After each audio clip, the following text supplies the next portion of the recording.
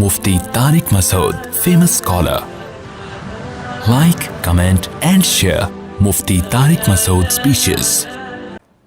جب چائنا میں یہ وائرس آیا نا تو اس وقت ہمارے بہت سارے لوگوں کی یہ باتیں آ رہی تھی سامنے، اب صاحب ڈرامہ ہے صاحب. میں نے کہا آپ کو کیسے پتا چلا ڈرامہ ہے؟ کہہ رہے ہیں وہ فلاں نے بھی کہا ڈرامہ. میں نے کہا ہو سکتا ہے وہ بندہ خود ہی ڈرامہ ہو بہت بڑا، آپ کو کیا پتہ چلا کہ وہ بندہ ڈرامہ نہیں ہے، وہ صحیح کہہ رہے ہیں. اب ایسا ہی، اب ویسا ہی.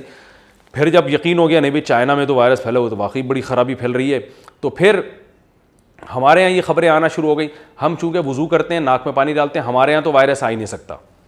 اور یہ وائرس جو ہے نا، اور یہ صرف چائنا کے جو ہے نا وہ چائنا تک ہی محدود ہے اور کہیں بھی دنیا میں نہیں جا سکتا، اور اتنا تیزی سے پھیل نہیں رہا جتنا میڈیا پروپیگنڈا کر رہا ہے. آپ کو کیسے پتہ چلا میڈیا پروپیگنڈا کر رہا ہے؟ بس ویسے ہی پتہ چل گیا ان کو بیٹھے بیٹھے. وہ ممانی کا فون آیا تھا امریکہ سے، وہ کہنی تھی یہ میڈیا کا پروپیگنڈا ہے. فلاں ماموں کا فون آیا تھا. تو کوئی تحقیق نہیں ہوتی. پھر بعد میں لوگوں نے مانا نہیں بھائی یہ تو خطرناک طریقے سے پھیل گیا ہے، دنیا میں پھیل گیا ہے، دنیا کو خطرہ بن گیا ہے اس سے. پھر تیسری رپورٹ یہ سامنے آئی اور اس پہ یوٹیوب پہ چینل پہ لوگوں کے میسج بھی آئے اور چینل بھی کہ بھائی یہ امریکہ نے بیٹھ کے یہ بنایا ہے.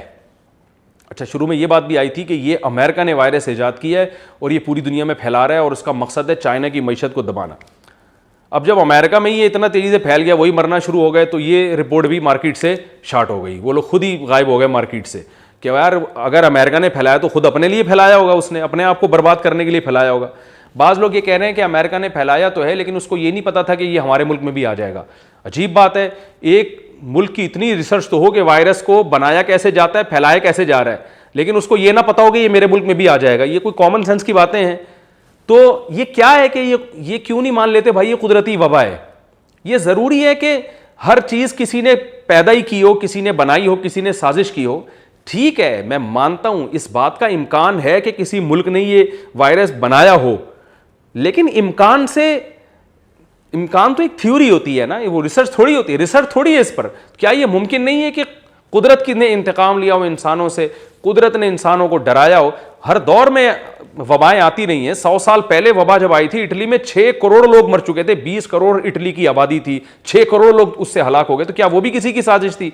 اور صحابہ کے دور میں تعاون پھیلا ہے، شام میں تعاون پھیلا، 20 سے 25 ہزار صحابہ اور تابعین کا انتقال ہو گیا اس میں، وہ بھی کسی کی سازش تھی؟ اس وقت تو دنیا نے اتنی ترقی نہیں کی تھی.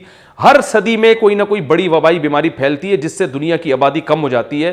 تو یہ سب قدرت کی طرف سے آفات ہیں، قدرت کی طرف سے جو ہے کہ وہ تباہی ہے. انسانوں کو اللہ کی طرف رجوع کرنے کا موقع دیا جا رہا ہے. اب ہم فضول بحثوں میں پڑھتے ہیں، اللہ کی طرف رجوع نہیں کرتے، تو اپنا نقصان کے علاوہ کچھ بھی نہیں کر رہے. تو اسی طرح یاد رکھیں کہ کچھ لوگوں نے یہ کہا کہ یہ امریکہ نے ایجاد کیا، پھر جب امریکہ تباہ ہونے لگا تو وہ پریشان ہو گئے.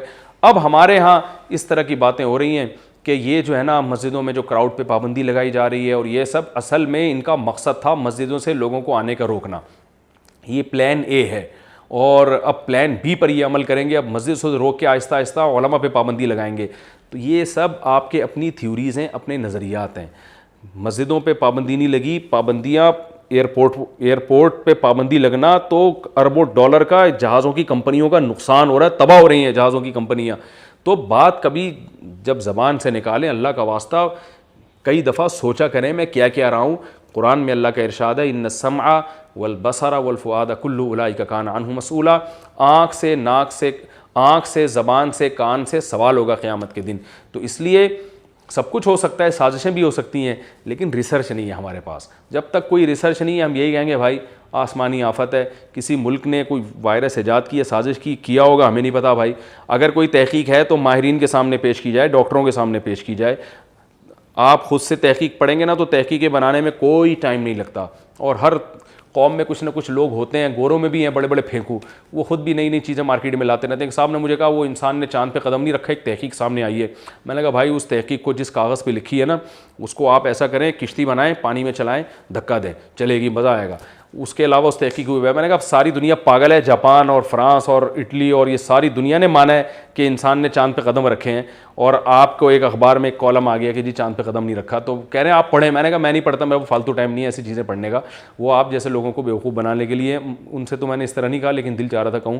تو میں نے کہا یا تو آپ ایسا کریں, اس اخبار کی کٹنگ کا آپ وہ کشتی بنائیں, پانی میں چلائیں, یا پھر آپ اس کو ایسے کر کے, مجھے بچپن میں ایک جہاز بناتا تھا میں, وہ میں آپ کو بتاؤں گا, اس کو پھونک مارے اڑے گا وہ تحقیق, یہ بہت اچھا لگے گا وہ دیکھنے میں. تو جو بھی تحقیقات ہوتی ہیں نا, تو وہ اس کے ماہرین کے سامنے پیش کرنا پڑتا ہے, اور چاہے وہ دین کے بارے میں ہو, چاہے وہ دنیا کے بارے میں ہو, چاہے میڈیکل سائنس کے بارے میں ہو, چاہے سیاست کے بارے میں ہو. Mufti Tariq Masood, famous scholar. Like, comment and share Mufti Tariq Masood speeches. Mufti Tariq Masood, famous scholar. Like, comment and share Mufti Tariq Masood speeches. Mufti Tariq Masood, famous